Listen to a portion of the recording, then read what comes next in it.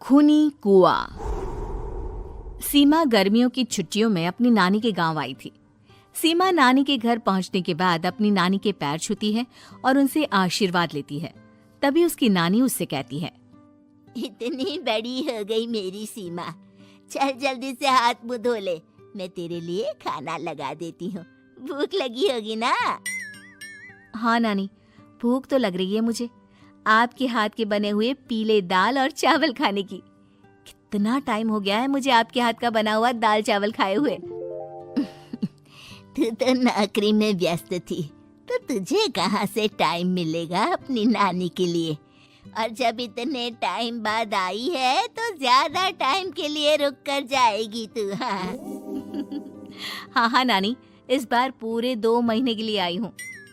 सीमा की नानी अंदर जाकर उसके लिए खाना बनाने लगती है। सीमा कमरे में अकेली होती है, तभी उसे किसी औरत के रोने की आवाज सुनाई देती है। वो कभी खिड़की से बाहर झांकती है तो कभी दरवाजे से बाहर झांकती है। उसे समझ में नहीं आ रहा होता है कि आखिर रो कौन रहा है। तभी नानी खाना लेकर आ जाती है। वो अपनी नानी से कहती है, नानी, कोई औरत रो रही है क्या?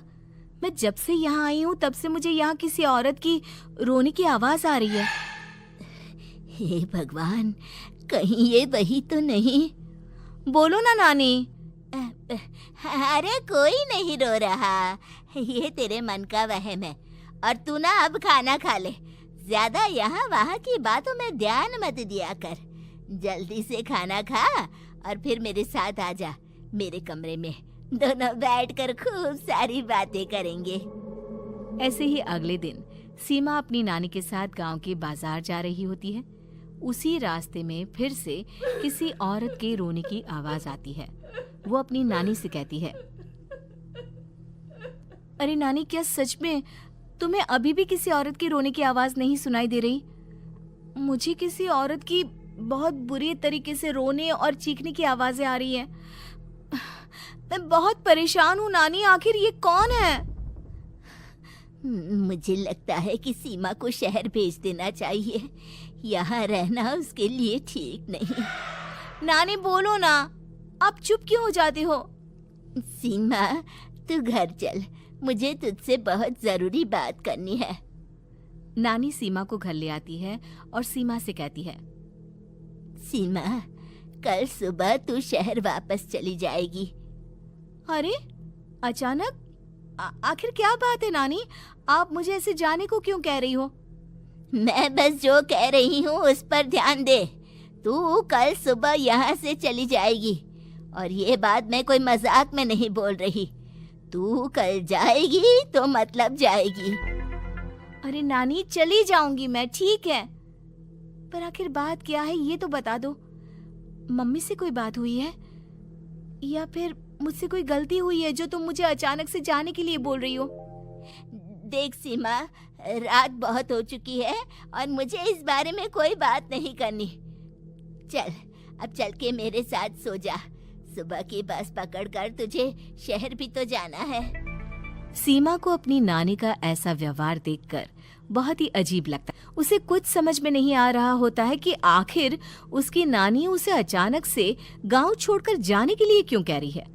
ये सारी बातें सोचते सोचते सीमा की आंख लग जाती है और वो अपनी नानी के साथ सो जाती है। ऐसे ही आधी रात को सीमा को फिर से किसी औरत की रोने की आवाज सुनाई देती है। वो उस औरत की आवाज सुनकर बार बार करवटें बदल रही होती है और तभी उसे सपने में भी एक अजीब सी औरत की परछाई दिखाई देती है, जो इतना चीख चीख कर रो रही होती है कि सीमा डरकर उठ जाती है। वो पूरे पसीने पसीने हो रही होती है। वो अपने आसपास देखती है तो घर में बिल्कुल शांति का माहौल होता है। सीमा घबरा जाती है। वो अपनी नानी को जगाने की कोशिश करती है, मगर उसकी नानी नहीं जगती। सीमा को फिर से उस औरत की रोने की आवाज सुनाई देती है। आखिरकार सीमा अपने आप को रोक नहीं पाती और वो घर का दरवाजा खोलकर बाहर निकलती है। आखिर ये माजरा क्या है? आज तो मैं पता करके रहूंगी। अब आवाज का पीछा करते हुए सीमा आधी रात को गांव के चौपाल के पास बने कुएं के पास पहुंच जाती है, जहां कुएं की चारों ओर बेड़ियां लगी होती हैं। उन बेड़ियों में लगे हुए ताले के साथ एक लाल रंग का कपड़ा और माता रानी का कलावा बंधा होता है। उस कुएं में से सीमा को किसी के रोने की आवाज आती है। सीमा परेशान हो जाती है। इस कुएं में कौन है? कौन है यहाँ? सुनो, कौन है? कौन रो रहा है? वो चिल्ला चिल्ला कर पूछती है और साथ ही लोगों को जगाने की कोशिश करती है, मगर किसी को भी उसकी आवाज सुनाई नहीं देती। अब सीमा खुद उस कुएं के पास की बेड़ियों और तालों को खोलने की कोशिश करती है और किसी तरह कुछ देर की मशक्कत के बाद सीमा उसको खोल भी देती है। और जैसे ही वो कुआं खोलकर उसके अंदर झांकती है, सीमा उस कुएं में गिर जाती है। इतने में उसकी नानी की नींद भी खुल जाती है और सीमा को पास ना देखकर नानी परेशान हो जाती है। नानी घबराकर पूरे घर में उसे ढूंढने की कोशिश करती है, जिसके बाद उसकी नानी और सभी लोग उस खूनी कुएं के पास जाते हैं और सीमा की नानी कुएं के पास खड़ी होती है। सभी गांव वालों और सीमा की नानी को सीमा के चिल्लाने की आवाज आती है। बचाओ, कोई मुझे बचाओ। मेरी बच्ची, हम आ गए, हम तुझे बचा लेंगे। नानी, मुझे यहाँ बहुत डर लग रहा है। यहाँ इंसान की कटी हुई मुंडिया, हाथ, पैर और कंकाल है और खून भी है। नानी, मुझे डर लग रहा है।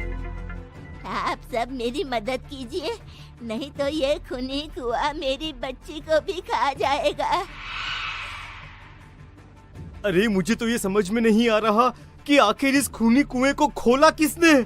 सालों पहले इसको इतनी मुश्किलों के बाद तांत्रिक बाबा ने बंद किया था। अरे पूरा गांव खूनी कुएं के बारे में अच्छे से जानता है, तो कोई भी जानबूझकर तो ऐसा करेगा नहीं। मतलब किसी ने अनजाने में इसे खोल दिया है भैया। सीमा को इस बारे में मालूम नहीं था और जब से वो यहाँ आई थी तभी से उसे किसी औरत के रोने की आवाजें भी सुनाई दे रही थी। कहीं सीमा ने ही तो उसे नहीं खोला। अगर ऐसा है तो फिर सीमा का बचना बहुत मुश्किल है। वहीं कुएं के अंदर सीमा रोते हुए बैठी होती है कि उसे आवाज सुनाई देती है जो कुएं के बाहर खड़े गांव वालों में से किसी को सुनाई नहीं देता। आज सालों के बाद मुझे ताजा खून मिलेगा। तेरा खून पीकर आज मैं अपनी प्यास बुझाऊंगा।